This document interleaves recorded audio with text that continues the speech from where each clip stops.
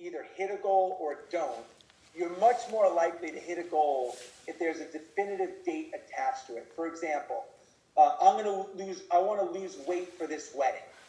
The wedding is this date. You have a definitive date, a target date. That has a much better chance than if you just say, I'm going to lose weight.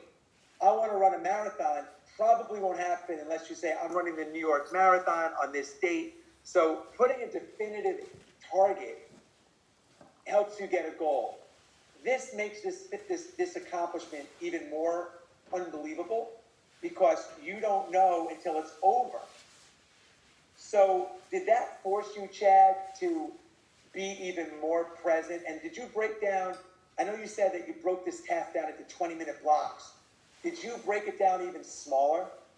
Where like, I just want to get to this tree or this hill or anything like that? What went through your head for 30 hours every loop? Did you think about your wife? Did you think about your childhood? Did you think about, oh, I got to do this on Wednesday? Like, I want to know what went through your head for 30 hours. It's really easy for me to tell you that, and we could dig into all three of these topics right here. There were three main things going through my head during this race, and it would be 3 more webinars easily on these 3 topics. The first one was be patient. That was always in the forefront of my mind, was patience, allowing the process to happen. The second one was be deliberate. What do I mean by that? It means that every footstep, that every bite of food I took, that every drink of water, that every word that came out of my mouth, every interaction I had with a competitor, I was deliberate about every single thing, because if I misstepped, if I turned my ankle, if I didn't eat the right food, if I didn't have enough water, calories, any of that, I'm walking this razor edge of human potential. And if I am not deliberate and I miss one thing, I fall off the edge and it's over, right? The last thing that was on my mind was execute the plan. We had a plan. Execute the plan. You guys heard me say that through Jesse's coverage. So those are the main 3 things: patience, deliverance, being deliberate, executing the plan. Another thing that I would do, another thing that would be on my mind throughout this race was what I call a function check. So what we did in the SEAL teams with our weapons, we would do function checks before we went out on a mission, making sure that weapon was functioning properly, right? Guess what my weapon was this weekend? My body, right? My body was my weapon. It was the tool that I was using to accomplish this mission. So throughout this mission, on almost every loop, I would give myself a function check. From head to toe, I would go through everything, every part of my body. How do my traps feel? How do my arms feel? How does my core feel? All right, let me check in with my quads, hamstrings, calves, all the way down, right? And you guys would hear me coming off of loops, and I'd say, all systems are go. All systems are go. And that was because I was doing that function check, and as I ran through that body scan or that function check, if it was my quads, if it was my calf, if something was giving me trouble, if something was a little out of whack, I would adjust. I would make an adjustment to my pace, to my stride, to whatever. What I knew I would come up with a plan to fix it and get all those systems back up online. Okay, so that's a lot of what was going through my mind for 30 hours. Yeah. And guys, we'll spend about 7 more minutes. I'm gonna take some questions. I want to be mindful of everybody's time. We were gonna do a 20-minute webinar, but we ended up doing an hour and 15. So thank you, Chad and Mark. Comments about the 30 days of excellence.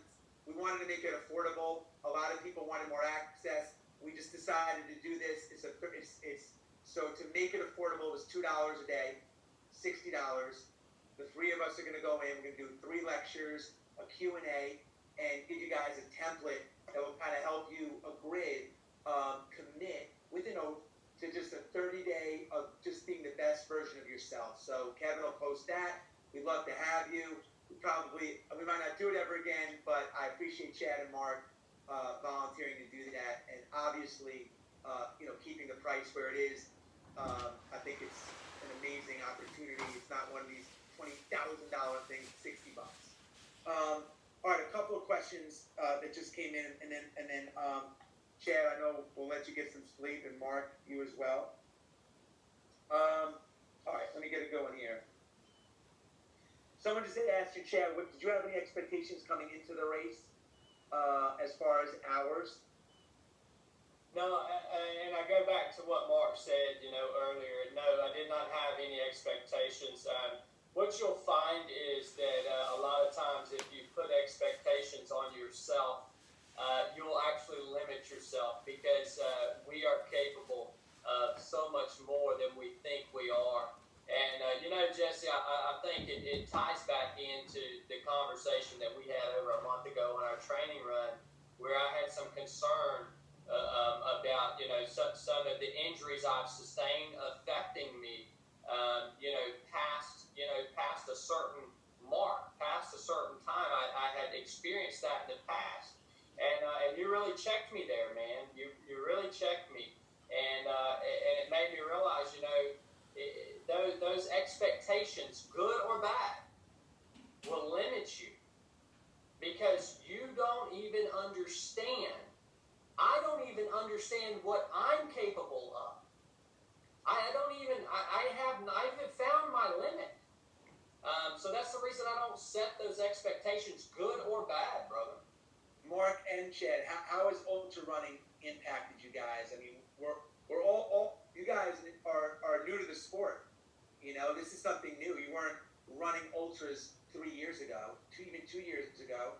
I ran my first one years, in 2006, but nothing really in between. How has it impacted you guys, and what are your takeaways from it?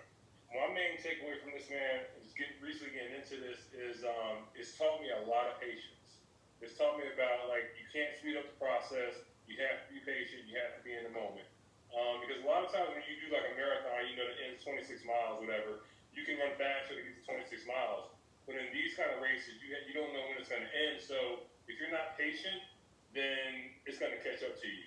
And I saw some runners do that as well, guys that used to go really, really fast, just not having it. I think ultra running, for me personally, and maybe other people, it teaches you patience. And it's taught me patience, how important it is. Yeah. Yeah, that's definitely a really key takeaway that you get from ultra running. And, for me, it's something to challenge myself, again, on a high level. It is something that allows me to I guess, train. It's something that trains me mentally. It's a way I can inflict adversity on myself in a controlled environment. It's a place for me to test and develop these tools that we've talked about here today so that when I go out into life, an uncontrolled environment, and I encounter a situation that's outside of my control, I can transfer these tools that I've learned in a controlled environment, right, to accomplish the mission in real life. It's a huge part of what ultra running is for me, man. Someone just asked me about how I translate this into parenting. So for me, it's Sarah and I try to praise the effort of our kids, not the result. And that's the same thing here. Like Chad said, 2 outcomes, right? You win, or your effort goes all the way till you can't move. It's the same with our kids. We try not to say to our kids, you were so good at basketball.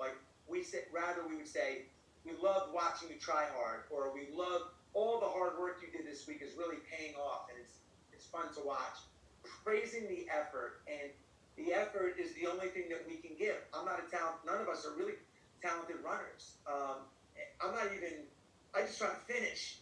Mark and I just try to we chug along, man, and we just try to keep going and and have a good time. We're middle to back of the pack folks. So that's how I kind of take these principles. And the other thing is, like I said it when you guys have heard me say this before. How you do anything is how you do everything.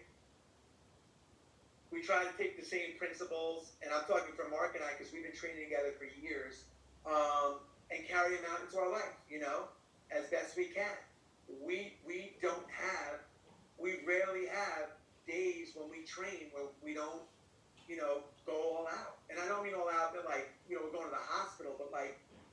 where if we're going to commit an hour, we're going to be focused for that hour.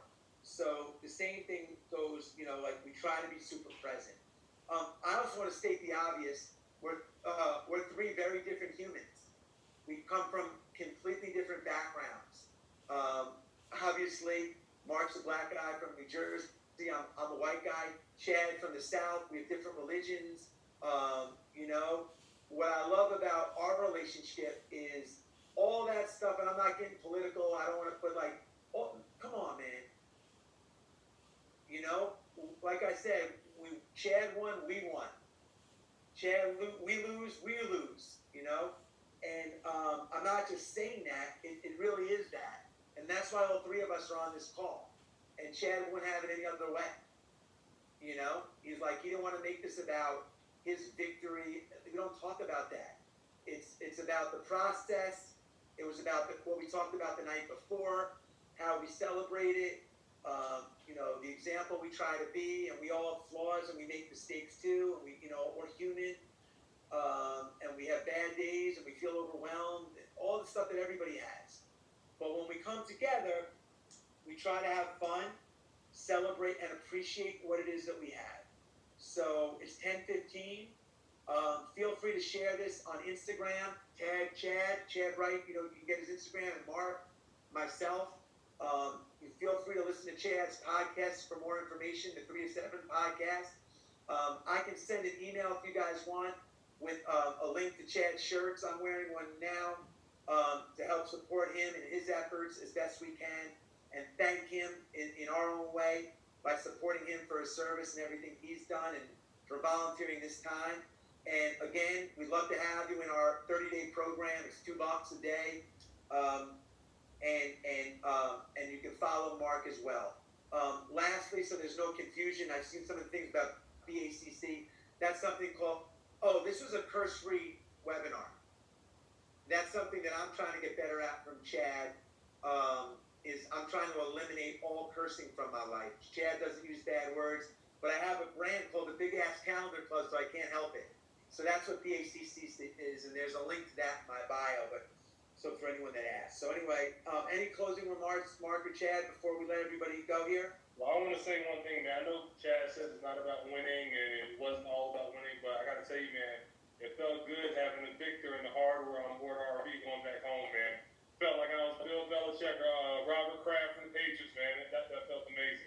You did all the work, but it felt good having you on board with all that nice trophy, brother. I appreciate your hard work, man. Yeah, and I'll just kind of resound that, guys.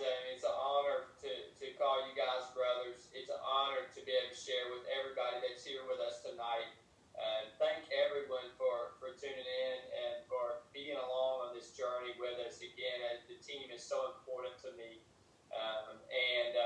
I want to just, last thing I'll say is on the 3 to 7 podcast, we do have Greg Armstrong coming on to be interviewed tomorrow. Shut up. So that'll be out soon. You guys will really get to hear his perspective. I just wanted to put that out there. It'll be an interesting conversation.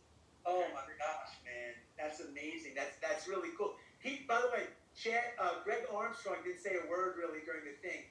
And what I love, Chad, is every time he came in, he would drink his corn syrup and water, and he would go to the starting line and wait. He was almost taunting people in his own humble way. He'd wait while everybody else was like waiting. They'd be like 10, 9, and they get up and go to the line.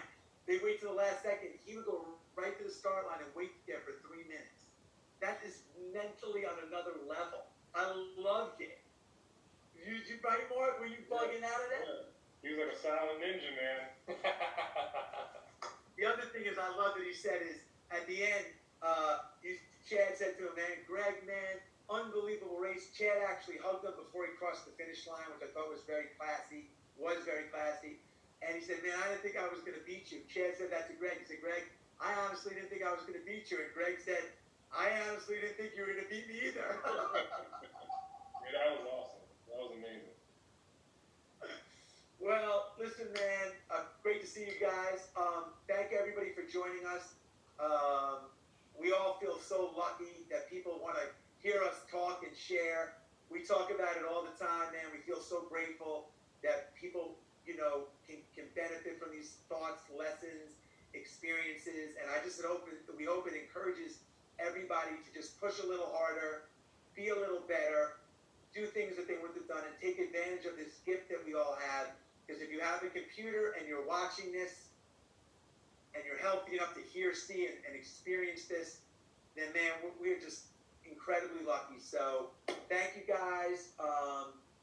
I'll leave the chat open for a second before we hang up, and you guys, we can sign off, and I'll speak to you guys later. All right. Love you guys. Love you guys. Man. See you guys. All right. Well, thank everybody again. Have a great night. I'm reading all these comments, man. It's touching to see all these comments, and I just really appreciate Chad and Mark. Spending time late at night here at 10:20. We went an hour and 20 minutes. It should be a podcast.